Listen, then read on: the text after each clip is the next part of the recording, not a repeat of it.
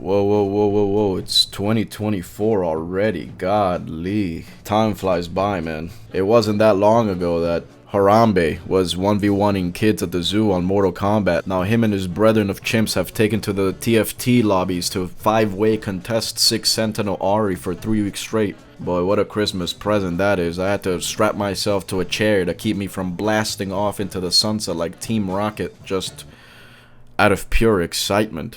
So today, we're going to be breaking down and going over the vertical KDA trait in set 10. With the nerfs to Fast 9 legendary soups and us being stuck in this perpetual cycle of hell where we have to wait a month to get a new patch, 4 cost comps and 3 cost rerolls will naturally fill the void that exists. KDA is the direct counter to a lot of the melee comps like Jax and Yone and things like that. Or I guess more accurately, Ahri is. But today we're talking about the vertical KDA. And I think there's a lot of things that people get wrong, especially in the mid game, which stops you from fully taking advantage of vertical KDA. Now obviously 6 Sentinel is all the rage, but that's not what we're talking about today, especially because it'll probably get nerfed at some point. I'll also be making a video soon about all the comps that beat 6 Sentinel, so make sure to subscribe for that. Now towards the end of this video I'll show you a couple of different caps for this KDA comp. Trust me, there's a lot of different ways this endgame can look with this setup. But first, a moment. So I usually pride myself in knowing what's going on and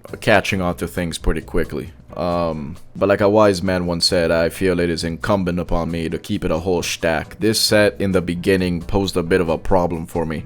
I was high diamond last season, fringe master player, and this headliner mechanic had my brain cells playing chess with only pawns. I had no idea what the hell is going on, man. Everyone keeps bringing up the chosen mechanic from a set 6.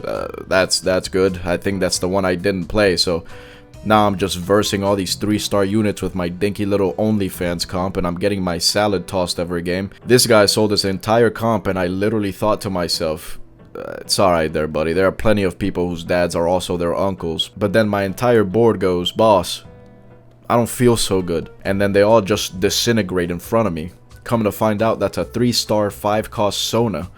So I can confirm it is pretty potent. And the entire time I was playing, I had Spy Family on my other monitor as well, because I'm trying to catch up on it. So I have these Japanese people delivering 5-minute monologues in my headphones the entire time. I'm trying to figure out who the hell the 7th KDA is, because you need the Hubble Space Telescope to be able to tell from these pictures. But I love the set so far. Been having a lot of fun. You know, must have played like 60 hours of it already. Most of it is waiting damn near a light year on PBE to play some games, but you just have to wait for these 70,000 people to go and get a life, and you'll get to experience true glee. Now, when a new set comes out, I usually pick one comp to spam over and over while I learn how to play the set and the units. This set, as it turns out, it was KDA. I've gotten a pretty good idea on how and when you should play this. Now obviously Riot Games treats the balance of this game like they're playing a competitive match of pickleball, so I don't know how good this is going to be when you're watching this. But right now this is a top 4 comp, meaning like 1, 2, 3, or 4 in the lobby. This is usually gets you like a 3rd or 4th. But you do have a chance at high rolling and getting those higher placements. With that said, let's get into it. KDA is a pretty simple trait. It's basically Noxus from last set. Just gives your team some health and extra AD and AP if you're standing on these nice little tiles on your board. And that effect is doubled if your unit is KDA. More importantly though, they also change skins depending on if they're standing on the tile or not.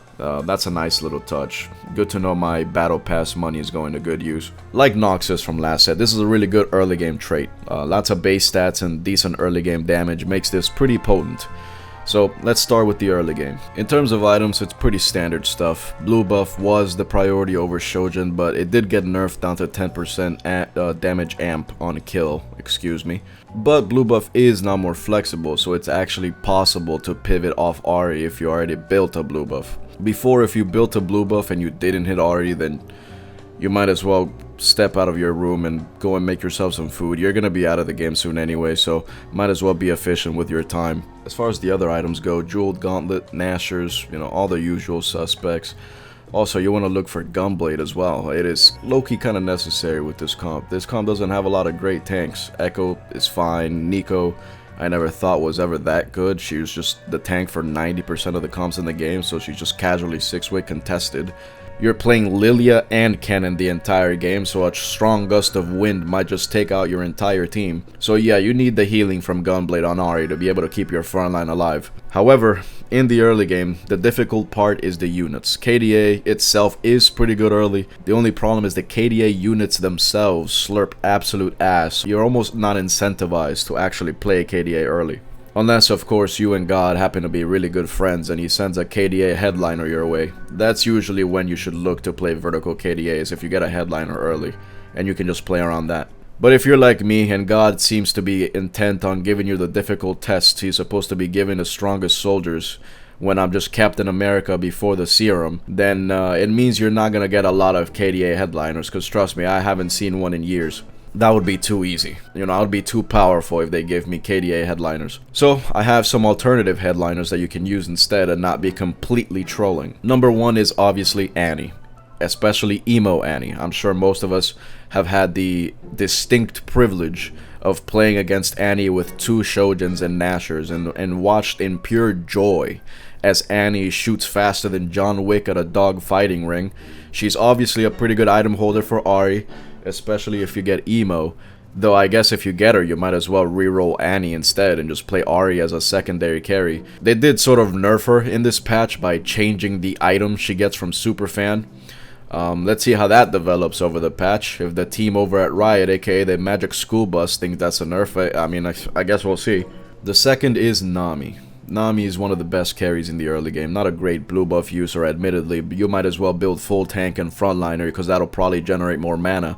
But she's really good with AP items and Shojin, so if you refuse to build a blue buff because it's useless on every champion in the game except Ahri, and you just want to slam an item, Shojin is great on Nami, and not a terrible alternative on Ahri. But she's great with AP and could grant early access to Disco, which if nothing else, at least you get to listen to the Disco soundtrack in the game. The next is Kennen, especially if you get Superfan Headliner. It used to be a free ride to stage 4, but they did nerf it a little.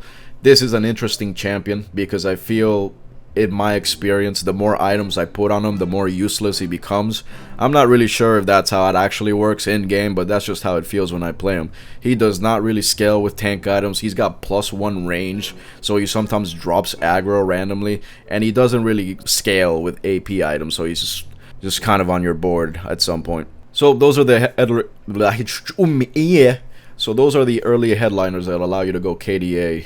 Now, how do you play the early game? Again, assuming you're not a convicted griefer, you're not forcing this comp. I really hope you're not forcing it. So you should have some decent items for KDA. Now, if you're anything like me, and you're strangely proficient at losing every round in the early game regardless of your board state, then you've come to the right place. Losing is an absolute skill. I prefer to call it an art, actually. One which through years of practice and repetition, through blood and tears, I've managed to perfect. I am the Michael Jordan of losing. Think about that one for a second. I try to be 20 gold by 2.5 if I can, but as long as you're not below 10 at 2.5, 90% of the time you'll be good in going into stage 3. Obviously, picking up the early pieces like Lilia, Kennen, Seraphines. Now, some examples for the early augments. I think Infusion is really good. Now, if you go look at the stats, it says it's one of the worst augments in the game. I would probably agree most of the time, but I think in this comp it's pretty useful. Not necessarily for Ahri, but more the rest of the team. Lilia, if she manages to withstand the pollen in the air long enough, if by some godly design she happens to cast 2 or 3 times in a fight, it makes a huge difference in doing what I said is usually the biggest problem with this comp, which is keeping the front line alive. Echo, casting it more is obviously good. Even Kennen too. This comp gets a lot of value out of Infusion. Buried Treasure is really good. With this comp you can't have too many items. Plus the early power, again, helps you save some health. Healing Orbs, awesome, again for the same reasons. Little Buddies is one of the best augments in the game. Pretty basic ones in the early game. Now if you manage to hit a do it for the fans, what I like to do personally is I like to ask my mom to come over and give her a firm handshake and inform her of the good news. I just won the game, mother. This is what you brought me into this world for, and I can say with confidence, it was all worth it. All for this moment. Eminem was right. Now this augment, in my opinion, is just way too common for how strong it is. I've played 70 games and I've seen this augment, I believe, a total of 3 times, so Yeah, that's a little bit too much. I might have some feedback for the Magic School Bus here. But now we're moving on to stage 3. This is where we get to separate the killer wolves from the huskies with the monthly appointment at the 5-star groomer. We're about to find out what you're made of because it's time to pivot. Unless, of course, you and some higher power have some previous arrangement and they hand you an early Seraphine headliner, and I bet it's not even the +1 Spellweaver Seraphine either. I bet you got the KDA one, didn't you? You disgust me. But if you have some of these random headliners, you have to pivot off them real quick and move on to a 2-cost headliner for stage 3. So at 3-2, you should pick some Econ Augment or Health Augment like a Metabolic or Tiniest Titan and just level to 6. I had a game where somebody in my lobby actually had both of them. This man just absolutely refuses to exit this lobby. So then you sell your headliner, roll down to 30, and this is what I mean. It gets a little bit spooky here, because there's a lot of combinations that are possible here. This is where your own knowledge and skill at the game have to come in to acknowledge your own board state. This is admittedly where I struggled a little bit in the beginning, is this particular transition. I've never been so dizzy in my life. I had to get my white blood cells levels checked because it's not normal to fall in and out of consciousness trying to figure out if I should pick up these random units in my shop. But what I figured out is that most of the time you should pick up the random units in your shop. As long as it fits your comp in some way, like a Mordekaiser or something, you should pick them up because you just need to play your strongest board in stage 3 and rush levels. You need to have this comp online by late stage 4 because stage 5 is when it's at its strongest. Late stage 5 and going into stage 6 it starts to fall off, so the amount of health you have will often determine where you place in the game. So the headliners that you're looking for at this point are things like Seraphine, Senna, or Bard. But there was one game where I was setting up for KDA and I had a blue buff with a rod, and after Krugs I had gotten some pretty good items for Ahri. I could have just slammed the gauntlet and just vibed it out, but I got a Gnar on my roll down at 3-2, and Gnar is a good item holder for Akali, so I just decided to slam all the Akali items I had on him and have him be the carry for stage 3. And I actually low rolled it. I got a +1 pentakill. If I would have gone a +1 superfan, boy, the Roadrunner would not be able to stop my rampage. And with that little move, I was stupidly strong. Now, if I would have lost this fight right here, forget feedback, I'm taking the first flight to Riot HQ tomorrow morning. They better have stepped up their security since the guy with the stains on his shirt almost stole their entire company. Cause me, Naruto running in there, trust me, I'd be unstoppable. So you should be level 7 at Krugs. Maybe earlier if you're just doing real well in life. But keeping your gold high in stage 3 is what will allow you to rush 8 in stage 4, which again will allow you to save health, which again will allow you to place better. You're not playing to top 1 with this comp, I'm sorry to tell you. Unless everyone else in your lobby is too busy gargling Tide Pods, 90% of the time you're going 2nd, 3rd, or in my experience, this is actually the most guaranteed 4th in the entire history of gaming. When you're not versing melee comps, at least. When you're versing a melee comp, this is actually really good. It all just matters on positioning and making sure that your Ahri is targeting their carry. But most of the time, yeah, this is a +10 guaranteed. And yeah, I like +10 as much as anybody. It's just not the most efficient way to climb. So now we get to stage 4. You should be level 7 with some decent items on your carries, and you get to make a decision here. Based on the lobby and your health at this point, can you afford to wait until after Carousel? If not, then most likely you're going to want to level to 8 at 4-2. Sell your headliner and just roll for Akali or Ahri as a headliner.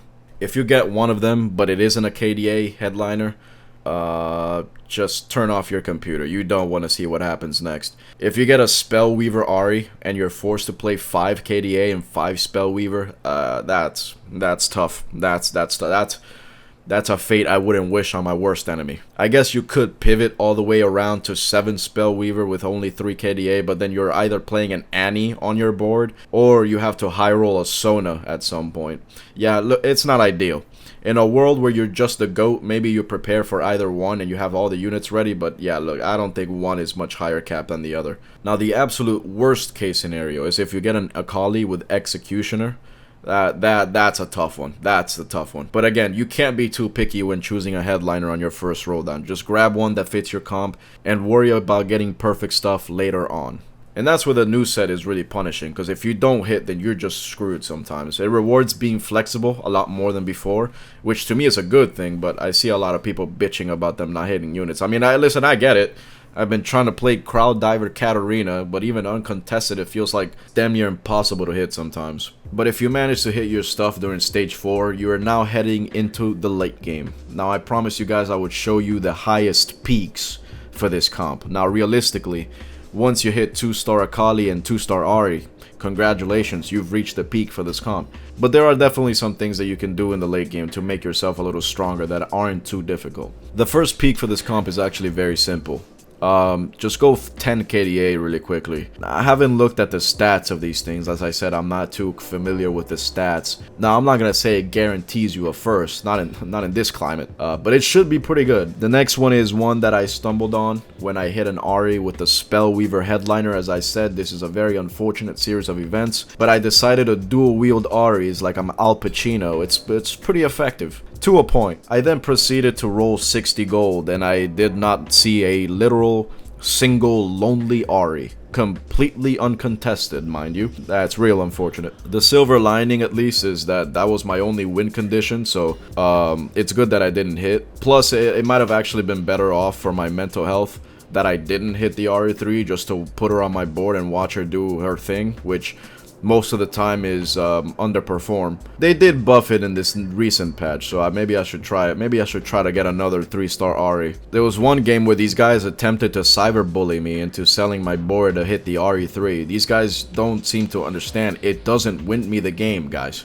There was this other game where I had Luffy himself in my lobby alongside Lucci Pucci, my two favorite One Piece characters. Just an absolute star-studded lobby. That was my favorite fight in all of One Piece, is when Luffy fought him in Water 7. Man, those were some good times. Now here he is with a Poppy 3 and sends me and my 7 Spellweavers in 4th place. And that's why One Piece sucks now. They've been fighting on that rooftop for 2 years now. That show's gonna end when I'm 40. Poppy 3. Absolute degenerates. With that said, there's one more top end for this comp, aside from hitting something 3-star. Now that's going to be leveling to 9 or 10, and playing legendary units on top. That includes getting rid of Kennen and Lilia and playing Yorick, Illaoi, Sona, you know, actual champions. But this is only possible if you stabilize really early. Getting an RE2 real early and just straight leveling the entire way through. This is a pretty high cap version, but it's virtually impossible to hit, because most of the time you have to stay at 8 and just roll down to hit some units because you've been fast aiding, so it won't be easy to stabilize at that unless you're a dirty high roller. With that said, that was the ultimate vertical KDA strategy guide. Hey, go get yourself some LP.